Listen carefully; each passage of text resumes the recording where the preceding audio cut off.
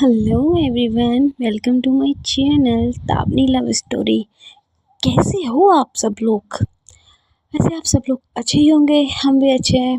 और क्या ही बोले यार आप सब लोग से यार, मतलब सीरियसली स्टोरी सुन लेते हो बट लाइक कोई नहीं करता, और कमेंट तो क्या ही कहने यार। क्या छोड़िए, हम अपनी स्टोरी स्टार्ट करते हैं। तो प्रीवियस पार्ट में आपने सुना था कि तेजू जाती है अपने के घर उसे बचाने के लिए, और जब अपनी तेजू वहाँ पहुँच जाती है तभी गुंडे भी पहुँच जाते हैं वहाँ पे, और उन लोगों में हाथापाई हो रही होती है, मारा मारी डिशुम डिशुम।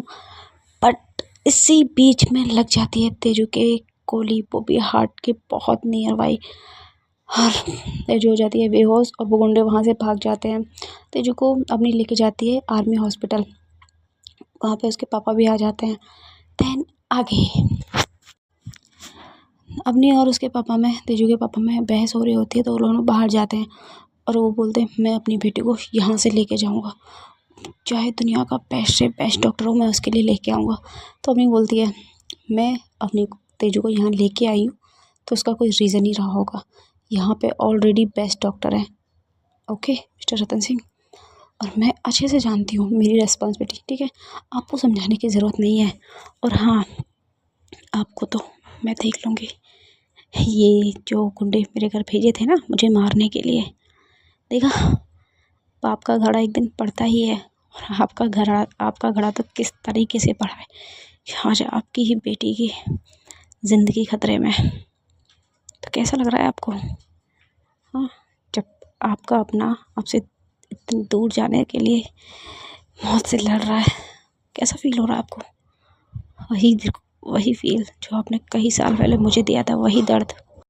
एक दिन ऐसा था जिस दिन मैं यहाँ खड़ी थी और आप वहाँ खड़े थे, बट आज देखो आपको आपकी किए की सज़ा मिल रही है मिस्टर रतन सिंह। तो रतन सिंह बहुत हंसता बोलता है मेरी किए की सज़ा तू देगी मुझे मेरी किए की सज़ा? हाँ सीरियसली, कैसी बात करती है तू आज भी ना छोटी बच्ची है मेरे सामने, तुझे पता है?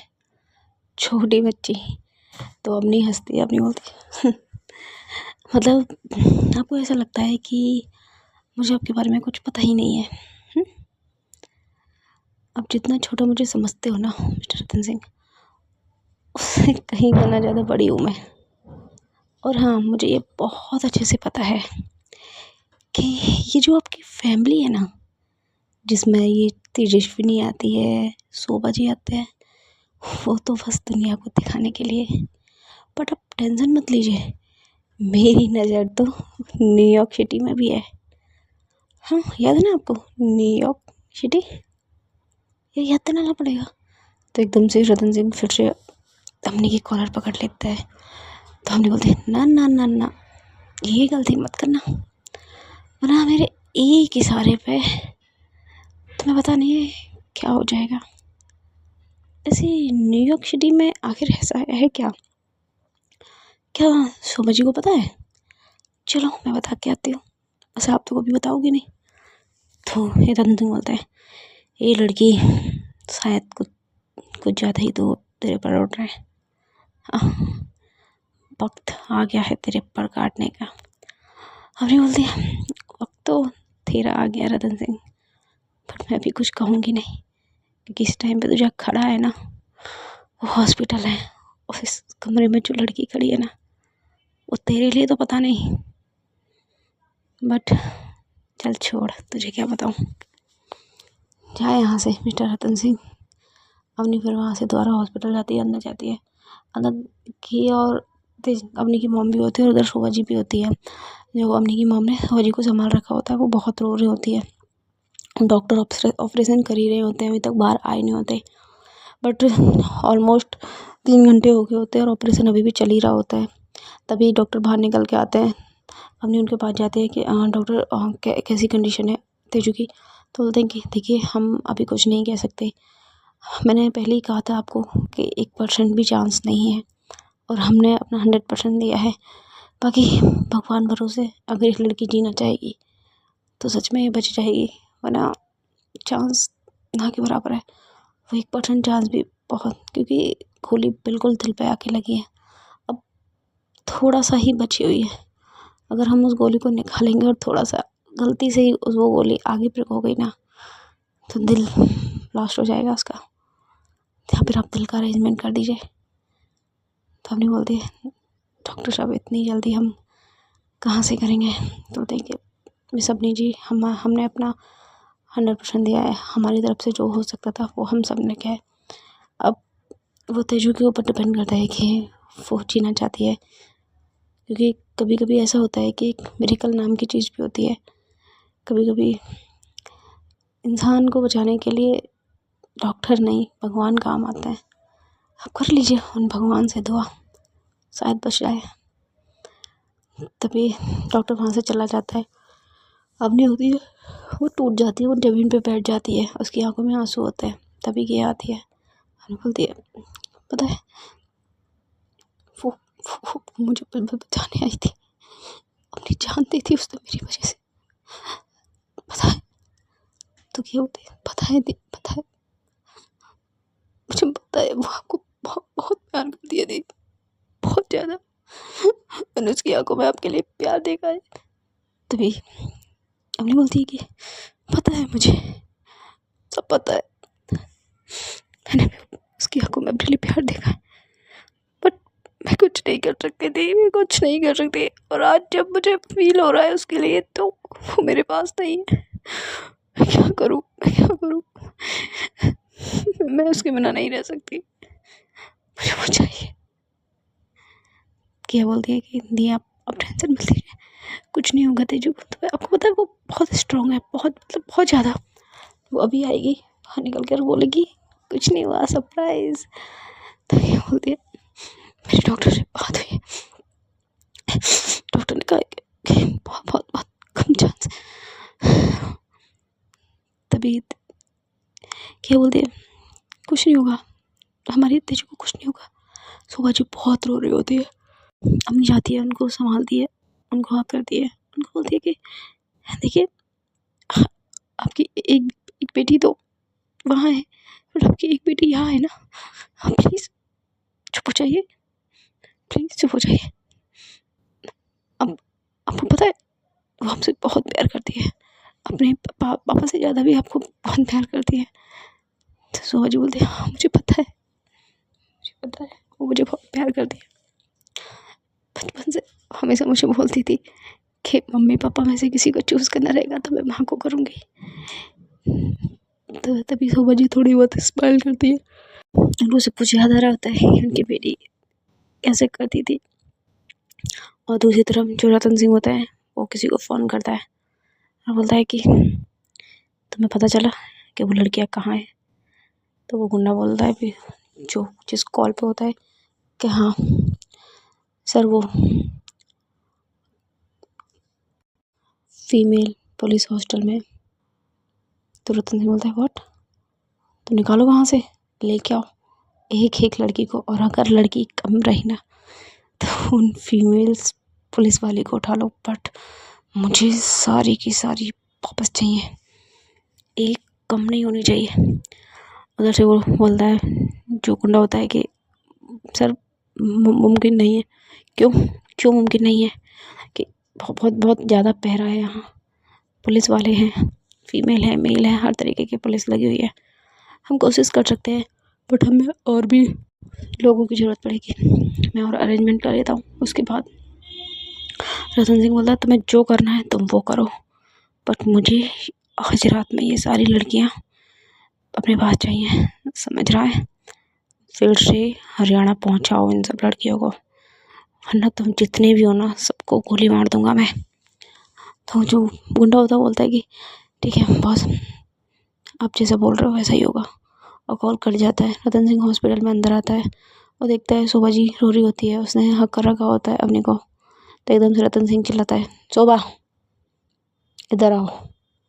शोभा नहीं उठ रही होती, शोभा जी नहीं उठ रही होती, तो एकदम से फिर से वो चिल्लाता है कि शोभा मैंने कहा इधर आओ, तुम्हें सुनाई नहीं देता? तो शोभा उठती है, वो जाती है रतन सिंह के पास। तो रतन सिंह एक बहुत ज़ोर से तमतमाता हुआ गाल पे थप्पड़ देता है शोभा के, वो एकदम नीचे गिर जाती है। तभी पीछे से अपनी आती है कि तेरी हिम्मत कैसे हुई इन पे हाथ उठाने की? तो रतन सिंह बोलता है वो मेरी बीवी है, मैं कुछ भी करूँ उसके साथ। तू कौन है? हाँ, कौन है तू? तभी जो अपनी होती है वो रतन सिंह का कॉलर पकड़ लेती है, बोलती है जिस दिन तुझे पता चलेगा ना कि मैं कौन हूँ, उस दिन तेरी पतलून गीली हो जाएगी, समझा? और अगर तूने फिर से ऐसी कोई हरकत की तो आई श्योर मैं तुझे यही जिंदा गाड़ दूंगी। मैं तुझसे नहीं डरती, समझ रहा है तू? तभी रतन सिंह थोड़ा डर जाता है, क्योंकि उसकी आंखों में जो गुस्सा भरा होता है, उसकी आंखें जो रेड हो जाती है अपनी की, जिस वजह से वो रतन सिंह बहुत डर जाता है। अपनी उनको उठाती है, बोलती है आंटी आप ठीक हो? आप ऐसा कीजिए, आप बैठिए, आप घर चले जाइए। सुभाजी बोलती है नहीं बेटा, मेरी बेटी यहाँ है, उसका बचने का कोई चांस नहीं है, मैं यही रहना चाहती हूँ। तभी डॉक्टर भाग के आता है कि देखिए उसका खून बहुत बह गया है और हमें ब्लड की नीड रहेगी, तो आप जल्दी से ओ पॉजिटिव ब्लड का अरेंजमेंट कीजिए। तभी वो बोलती है कि आपकी होगा ना? तो बोलता है कि हाँ है, ठीक है हम अभी लगा देते हैं, बट आप जाके बिल जमा करा दीजिए। आदमी बोलती है कि सर आप नए हो क्या आप जानते नहीं हो मैं कौन हूँ? जल्दी से ब्लड लेके आइए, सारा अरेंजमेंट मैं कर दूँगी। तो जो डॉक्टर होता है वो नर्स को बोलता है नर्स जल्दी जाके ब्लड बैंक से, और ब्लड इतने में आता है। तभी अपनी डॉक्टर बोलता है कि देखिए उनकी कंडीशन बहुत ज़्यादा ख़राब है और 24 घंटे हम उन्हें अंडरवेशन में रख रहे हैं, और अगर 24 घंटे के बाद भी उनको होश नहीं आता है तो वो कोमा में चले जाएंगी। तो अगर रतन सिंह को कोई फ़र्क नहीं पड़ रहा था, उसकी बेटी इतनी बुरी कंडीशन में होती है और वो बस अपने काम में लगा हुआ होता है। उसको लड़कियों को चाहिए होता है, लड़कियों को छुड़वाना होता है, और वहाँ दूसरी तरफ अवनी बहुत परेशान हो रही होती है। तो ऑपरेशन ऑलमोस्ट कंप्लीट हो गया होता है, और जो तेजू होती है उसको नॉर्मल वार्ड में शिफ्ट कर देते हैं, आईसीयू से हटा के। वहाँ पे अपनी की तेजू की मॉम जाती है उसको देखने के लिए। उसकी बेटी बेहोश होती है पूरी तरीके से, और उसके जो डैड होते हैं अम्मी के, जो तेजू के जो पापा होते हैं रतन सिंह, उनको एक बार भी वो देखने नहीं आए होते तेजू को। शिवाजी को बहुत गुस्सा आ रही होती है कि ऐसा भी क्या काम, ऐसा भी क्या पॉलिटिक्स जिसमें अपनी बेटी को भी वो देखने नहीं आ रही। इकलौती बेटी है हमारी। वहाँ अपनी भी अंदर जाती है, वो देखती है, बट वो क्लोज नहीं जाती तेजू के, क्योंकि उसकी मम्मी बैठी हुई होती है। अपनी की मम्मी पीछे से आती है, बोलती है कि बेटा जाओ आगे। अपनी बोलती है नहीं मॉम, मैं नहीं देख सकती उसको वो ऐसी कंडीशन में। तभी शिवाजी जो अम्मी की मम्मी होती है बोलती है तेरी जान बचाई है उसने, तो ये जान उसकी होगी, और तू भी, तो तेरा तो हक है उस पर, जाके बैठ उसके पास। फिर अपनी जाती है, अपनी उसके साइड में बैठती है। एक तरफ शोभा जी होती है, दूसरी तरफ अपने ने हाथ पकड़ा रखा होता है तेजू का बहुत टाइटली। बट अपनी फील करती है कि तेजू का हाथ भी टाइट हो गया है। तभी वो अपनी माँ की तरफ देखती है, उसकी माँ अपनी की तरफ ही देख रही होती है। बोलती है कि माँ माँ माँ, हाँ मेरा तेजू ने मेरा हाथ टाइट कर लिया। तो हमने क्या बोल दिया, क्योंकि वो तुझे फील कर रही है इसलिए।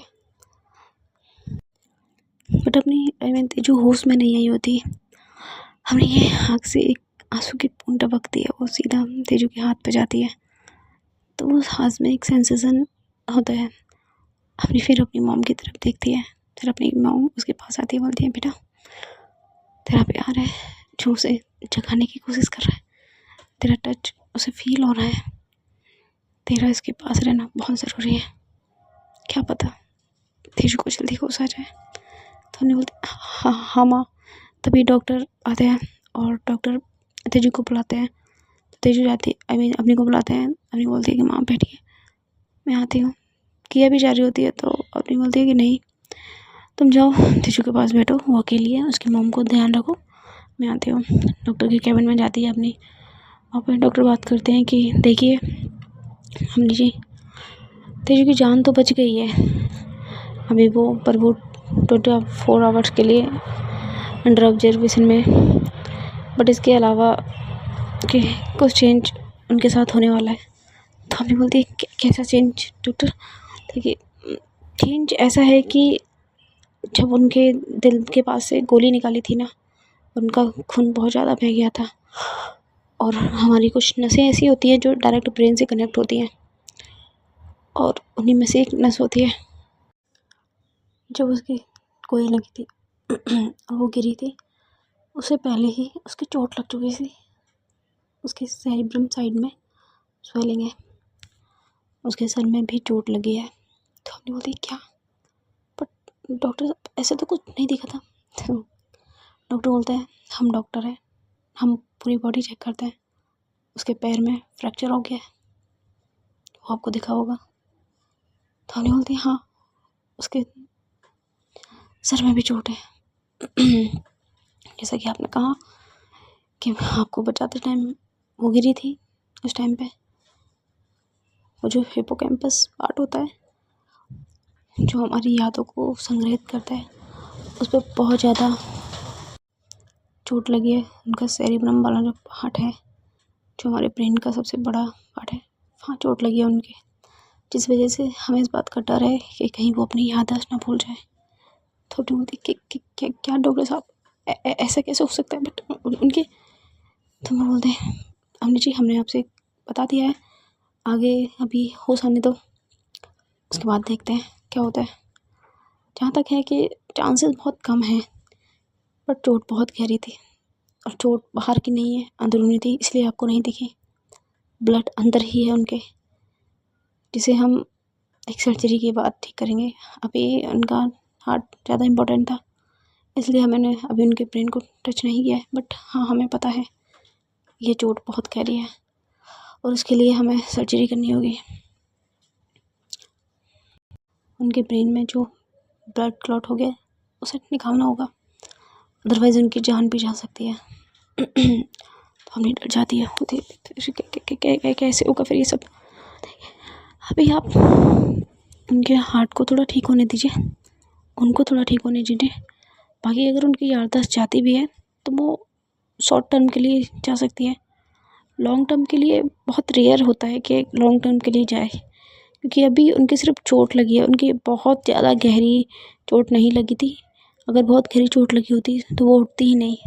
बट उस टाइम पे उन्होंने अपने ब्रेन को अपने कंट्रोल में किया हुआ था, उनको शायद आपकी ज़्यादा चिंता थी, इस वजह से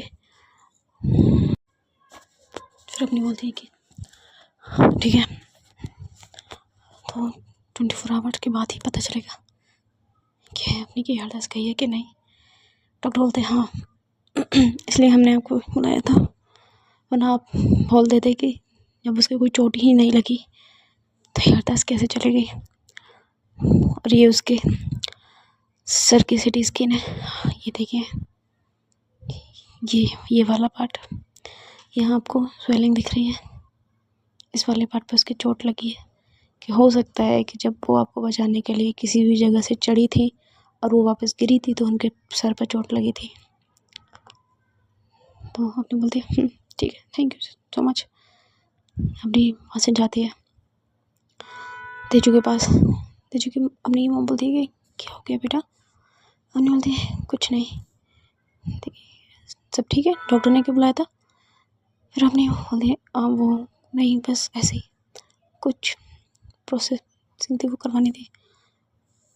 तभी क्या बोलते हैं दी सब ठीक है ना, आप इतनी तो अपनी होती है वो किया को बाहर लेके जाती है और बोलती है कि शायद तेजू की याददाश्त चली गई है। तो क्या बोलते हैं व्हाट? बट उसकी तो चोट ही नहीं है सर पे। तो अपने बोलती है उसकी चोट है, वो गिरी थी जब वो बालकनी पे चढ़ रही थी, वो गिरी थी और बालकनी साइड जो ज़मीन पर पत्थर लगे हुए हैं, आई थिंक उसे उसके सर में गहरी चोट लगी है। उस टाइम पे उसने ध्यान नहीं दिया मुझे बचाने के चक्कर पे, लेकिन उसकी बहुत गहरी चोट लगी है। अब तेजू को होश आएगा तभी पता चलेगा कि वो सच में याददाश्त चली गई है नहीं।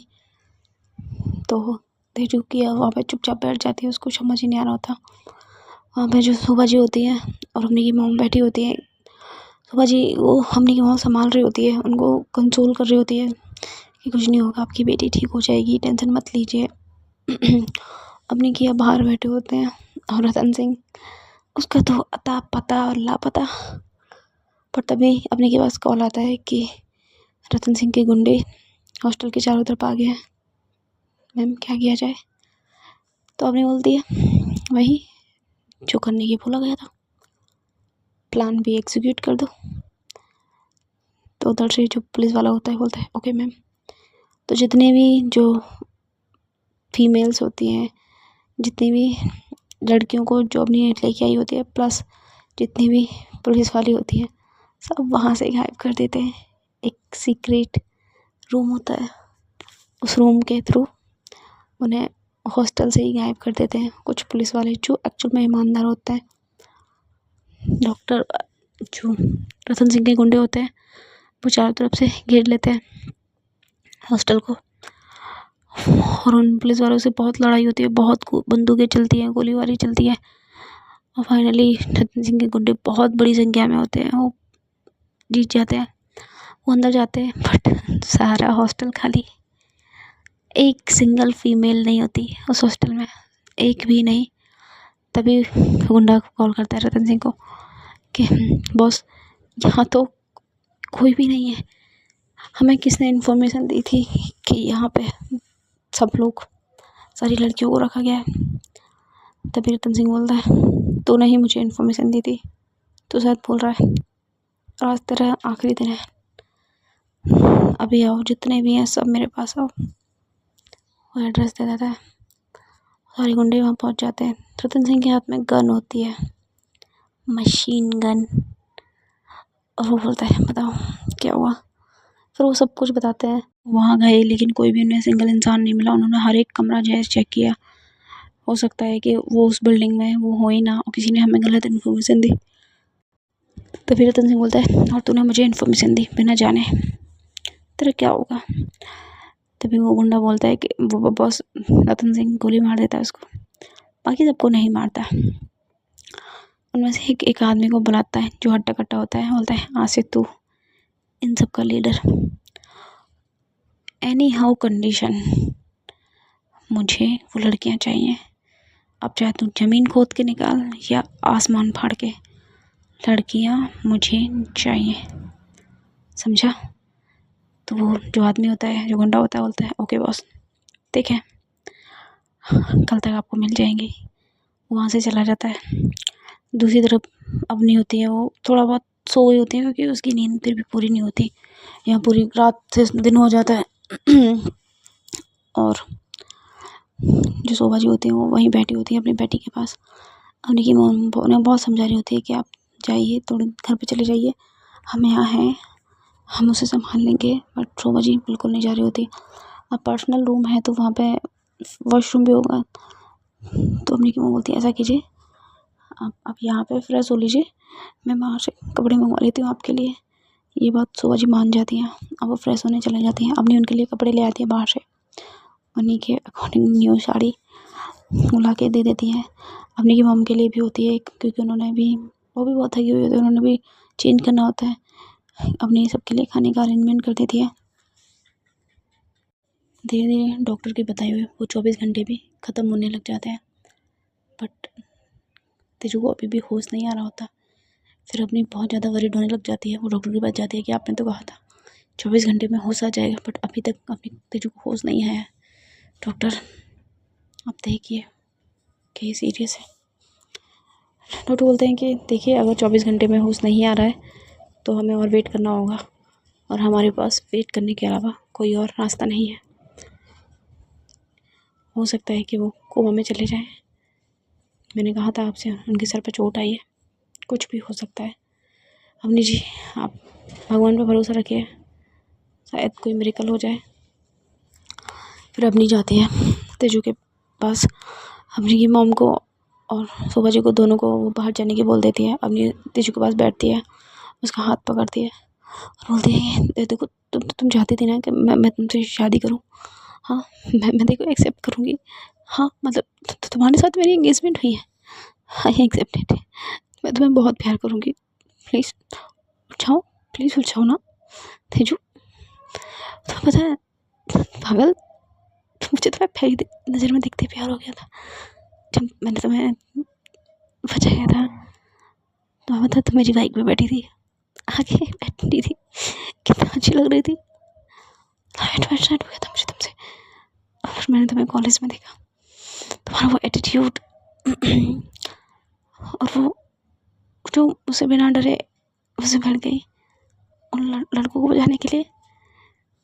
तुम हो मेरे टाइप की, एकदम निडर। प्लीज़ होश में आ जाओ, प्लीज़ मुझे मत करो परेशान, प्लीज़ प्लीज़ प्लीज़। तेजो तुम जो चाहोगे मैं वो करूँगी, प्लीज़ होश में आ जाओ प्लीज़।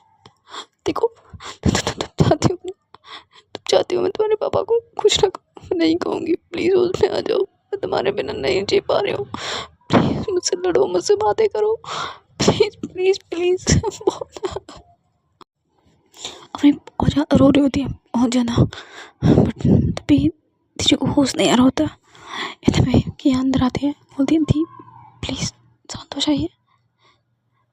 तो जो अपनी होती है वो क्या के गले लगा लेती है और वो बहुत जोर से रोती है कि इसको बोलो कि मुझसे बात करे, ये मुझसे लड़े, हर वक्त मुझसे लड़ती रहती है। आज ये इतनी शांत क्यों है, बोलो इसको प्लीज़, मैं इसको नहीं देख सकती, प्लीज़ बोलो इसको। सो गाइस, आज की स्टोरी हम यहीं स्टॉप करते हैं। देखते हैं तेजू को होश आता है या नहीं आता, और होश आ जाता है तो क्या तेजू अपनी याददाश्त भूल जाएगी, क्या भूल जाएगी वो अपनी को, क्या इस कहानी का अंत हो जाएगा या एक न्यू जर्नी स्टार्ट होगी। देखने के लिए बने रहिए मेरे साथ। दरमिया कुछ तो है तेरे मेरे। Thank you so much and please like and subscribe my channel and please share भी कर दिया करो यारो। Thank you.